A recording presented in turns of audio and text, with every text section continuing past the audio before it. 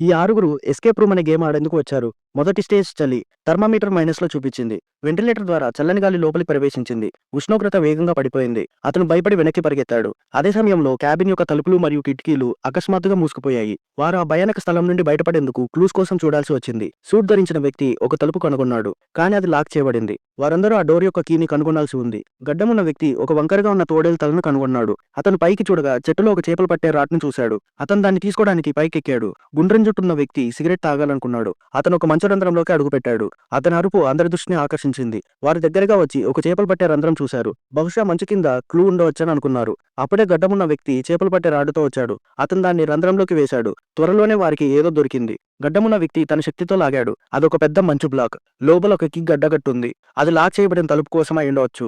వారు ఆ మంచుని ఎత్తి చెట్టుకు కొట్టారు. కానీ అది చాలా గట్టిగా ఉంది. సూట్ ధరించిన వ్యక్తికి ఒక ఆలోచన వచ్చింది. అతను గుండ్రం జుట్టున్న వ్యక్తి ఒక లైటర్‌ను ఉపయోగించాలనుకున్నాడు. కానీ ఆ వ్యక్తి లైటర్‌ను మంచు మీద విసిరాడు. కళ్ళజోడు ధరించిన వ్యక్తి లైటర్‌ని తీసుకోవడానికి ముందుకు వచ్చాడు. అంతలో అతని కింద మంచు పగిలిపోయింది. అతను నీటిలోకి పడిపోయాడు. మిగిలిన వారు అతన్ని రక్షించడానికి పరిగెత్తారు. కానీ నీటి ప్రవాహం అతన్ని రంధ్రం నుండి దూరంగా లాగేసింది. అతను ఎక్కడికి వెళ్ళాడో వారికి తెలియలేదు.